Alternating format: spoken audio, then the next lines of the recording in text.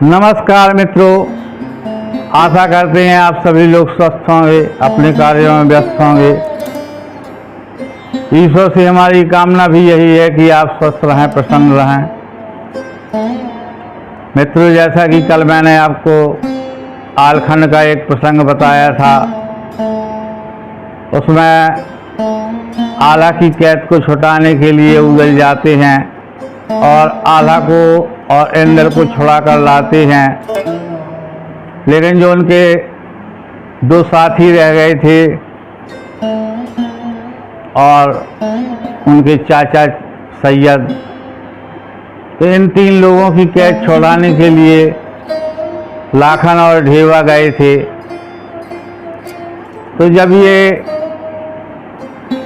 पहुंचते हैं मूलन के दरवाजे पर, कालनेम को यानी कि कुत्ते के रूप में बंदी बनाकर रखा गया था, तो वह उन्हें देख करके लाखन और ढेवा को भौंकने लगता है। तब सोचते ही कहीं ये हमारा भेद ही न खोल दे। तब वो जाते हैं वहाँ पर और भजन कीर्तन आदि गाने लगते हैं।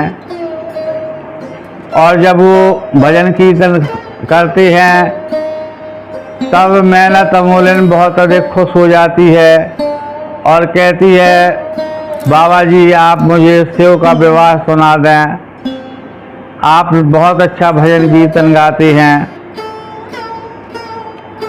तब ढेवा और लाखन शिव जी का विवाह गाते हैं और मछला आदि रानियाँ जो साथ में थी मदद करती हैं अदृश्य रूप में लाखन और ढेवा की, और उनकी झोलियों से लगते हैं अपने आप ही। तब मैना तमोलन कहती है, मैंने बहुत शिव संतों के द्वारा शिव विवाह सुना है, लेकिन महाराज जैसा आपने सुनाया वैसा कभी नहीं देखा।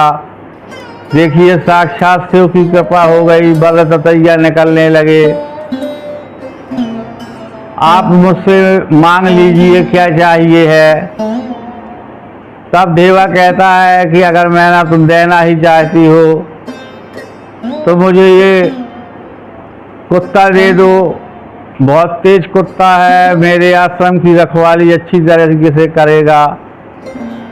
तब मैना कहती है, महाराज ये मैं आपको कैसे दे सकती हूँ, ये सूरजमल का कैदी है, कालनेम नाम का राजा, जिसे कुत्ता बना करके रख छोड़ा है। तब ढेवा कहता है कि अगर नहीं दे सकती तो साफ मना कर दो, लेकिन अगर मुझे कुछ देना ही चाहती हो तो मैं यही कुत्ता लेना चाहूँगा, और तुम सूरजमल से कह देना मैंने ऐसे मार कर फेंक दिया क्योंकि ये भौंकता ज़्यादा था। ऐसी बात मैना को अच्छी लगती है और वो उसकी रस्सी खोल करके लाखन के हाथ में पकड़ा देती है। दोनों योगी उस जगह से बढ़ जाते हैं आगे। तो कुछ दूर चलने पर ढेवा कहता है, लाखन राणा आप इस कुत्ते को लेकर के अपने लश्कर में पहुंचिए, मैं जब तक उस मेढ़ा बकरा को भी छुड़ा कर लाता हूँ। इतना कहकर के लाखन चल देते हैं अपने लश्कर की दिशा में और ढेवा चल देता है आगे को। और जहाँ पर चुन्नी मुन्नी और मोहकम सिंह का दरबार सजा था,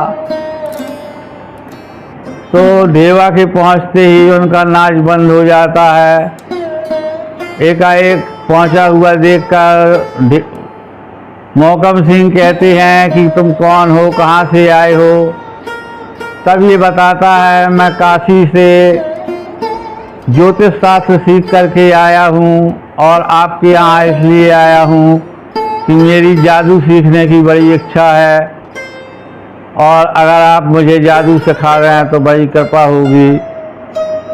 तब मोहकम सिंह कहता है कि बड़ी अच्छी बात है, मुझे तो स्वयं ज्योतिष सीखना है, मैं ज्योतिष सीखना चाहता हूँ और मैं आपको ज़रूर जादू सिखा दूँगा, लेकिन पहले आप अपने पंचांग के द्वारा मेरा भविष्य बताइए, क्योंकि राजा मुझसे नाराज रहता है।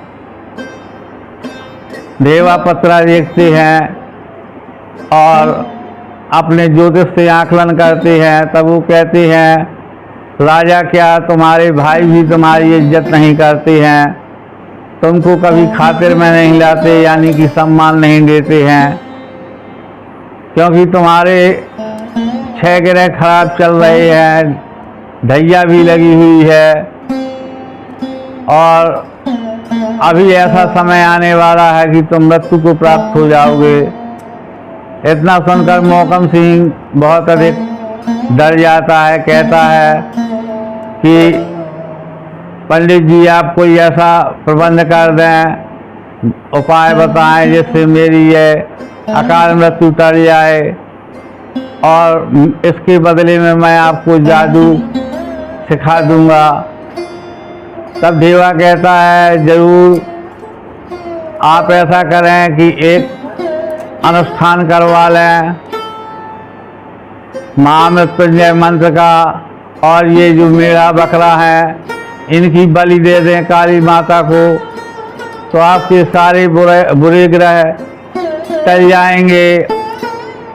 इतना सुनते ही मोहकम सिंह कहता है ठीक है, आप ये मेरा बकरा ले जाइए, बलि दे दीजिएगा और मेरे शुभ के लिए महामृत्युंजय का जाप कर दीजिए, और लौट कर जब आप आएंगे तो मैं आपको जादू सिखा दूंगा।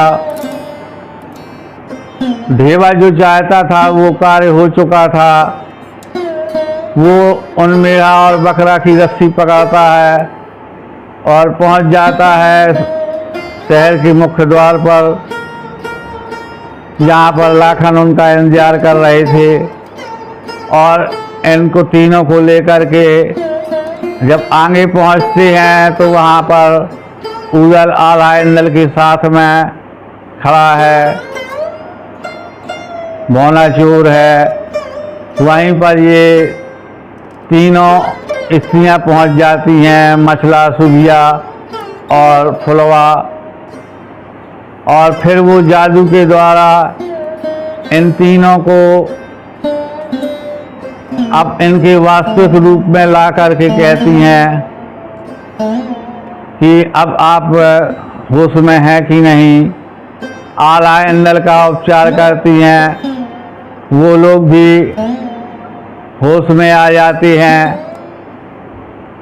और इस तरीके से ये सारे लोग अपने लश्कर की ओर चल देते हैं। जब ये 5 पेड़ों के पास पहुंचते हैं